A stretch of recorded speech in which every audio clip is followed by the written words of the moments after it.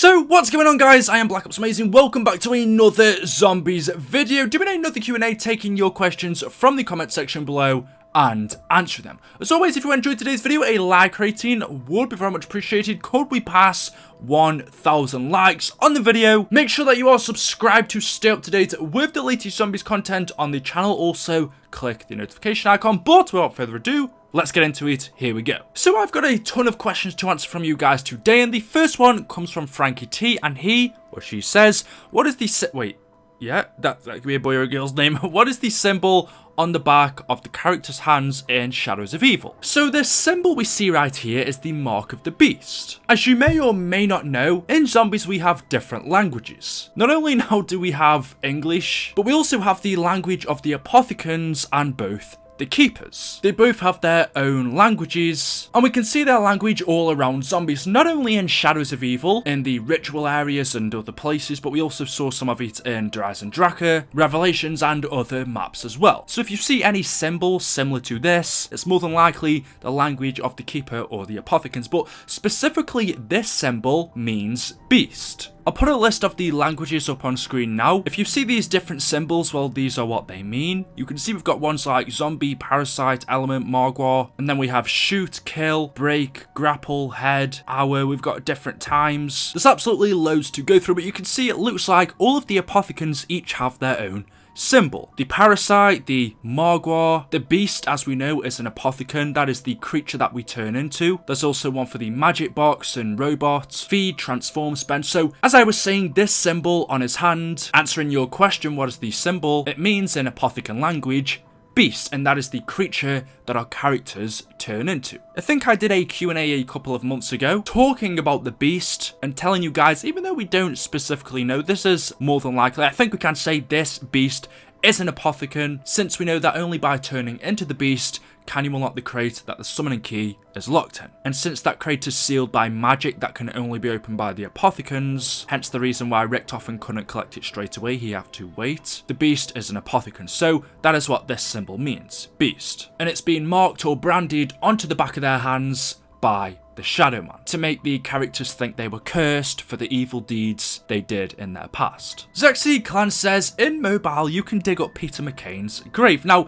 I think this is referring to a question that I answered just the other day, where someone asked me, are there any Easter eggs? Or I specifically think it was, is the storyline for mobile zombies the same or something like that? I can't exactly remember. But I said in that video, yes, the maps are all pretty much the same. There's no difference. The only thing is, there aren't really any Easter eggs in mobile zombies, which is true. But there are a couple, and one of them that's really interesting that this person mentions is the fact that you can dig up Peter McCain's grave in Shi No Numa, and this is something you can't do on console, which is why it's so interesting. Why would they add something like this into the mobile version of zombies but not the console? Well, in the mobile version for Shi No Numa, you can't see Peter McCain hanging. He isn't there. He's there on console, but on mobile, Peter McCain can't be seen hanging in the starting room. And instead, what we actually get is his grave. In order to get to this, what you have to do is open up all of the huts. And once you do that, a message then appears on your screen saying all areas are unlocked,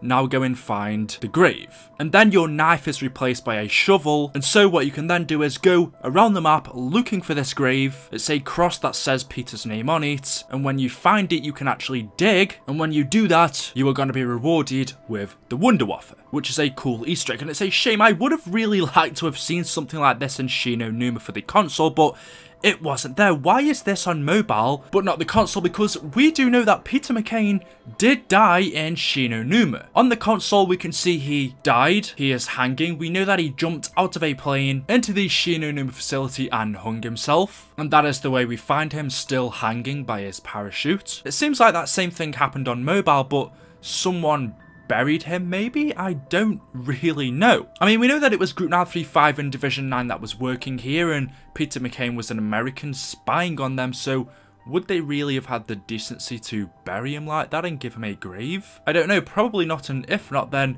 who would have given this grave to him? I suppose the other question could be, does it even have any significance? Again, I don't know. However, this is a strange one. It is a pretty cool Easter egg, and you can get a free weapon from it. If you want to go and check this out for yourself, you can, but There we go. Let me know what you think about that in the comment section below. The next question from Pack Bros of Life says, is it possible that we will be the PRIMIS group in Black Ops 4 Zombies, and could we fight in the Great War? So first off, I just want to say, obviously, I don't know what Black Ops 4 is going to entail. I don't really know 100% where we are going to go with it. We don't even actually know if the game is going to be called Black Ops 4, but let's be honest, it would make the most sense. I mean, we didn't think we'd really be getting a Black Ops 3. I mean, where else could we have gone with the campaign after that? But we did. The Black Ops series is the biggest, so it would only make sense for it to be called Black Ops 4. Whatever it's called though, that doesn't have any effect on zombies because that's totally different. Now, getting to your question, is it possible that we will be the PRIMIS group in Black Ops 4 Zombies and could we fight in the Great War? No,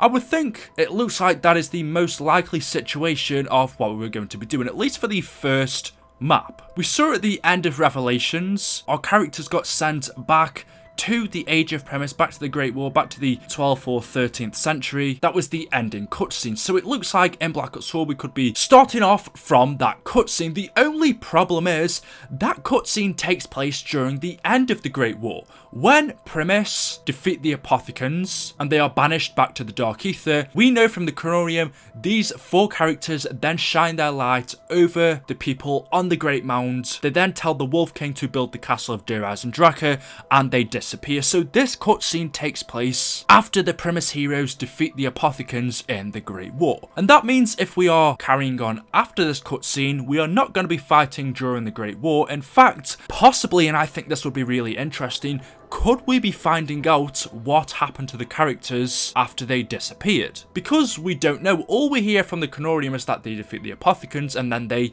disappear. So could we be finding out in Black Ops 4 what happens to them after they disappear? Because we don't know, and this could also lead on to many more interesting things. Could we be finding out what happened to the original staffs? Could we be using the original staffs? In Origins, we know that we use replicas, but if we are playing as these characters in the cutscene and they are holding the original staffs, it's possible that we could be using them. But we don't exactly know what war we are going to be fighting, because as I just said, if it takes place after this cutscene, the Great War is over. So what war are we going to be fighting with these characters? Where are we going to be going? Are we going to be finding out what happened to them? Did they die? Did they go off to do other battles in other places, in other universes? We don't know. So that could be one interesting scenario. We find out what happened to the characters after they disappeared. We play as them, learning about their story after and where they went, which is something that we don't know and I think would be very interesting. Of course, like you said, we could be playing as the PRIMIS characters, but just before this cutscene. So we're playing as them during the Great War, where we're fighting against the Apothicons, along with the Keepers, along with the Wolf King, and also Pablo Marinis. Could we be seeing in Black Ops 4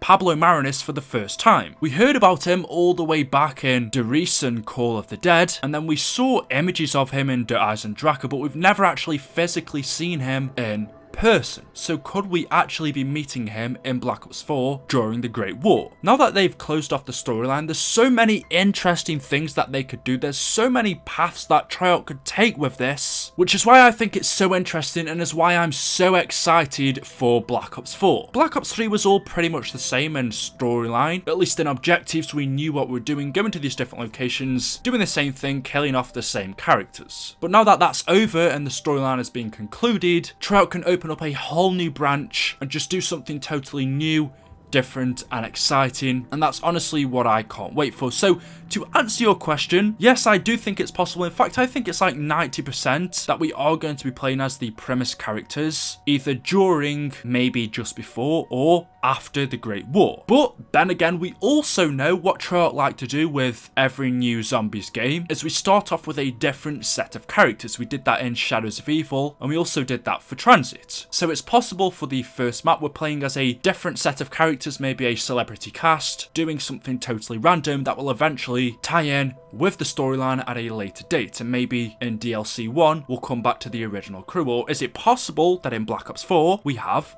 two Zombies maps, one with a new set of characters and then another one, a smaller map with the original crew? Honestly, who knows? I am super excited, and I mean, only 4, maybe 5 months now until we get a little bit of information on Treyarch's next game, so actually even shorter than that, so I am super excited. Anyway guys, that is all for today's video. Hopefully you have enjoyed. If you have, as always, a like rating would be very much appreciated. Make sure you are subscribed to stay up to date with the latest zombies videos, and as always, I will see you in the next one. Leave your comments down below, and goodbye.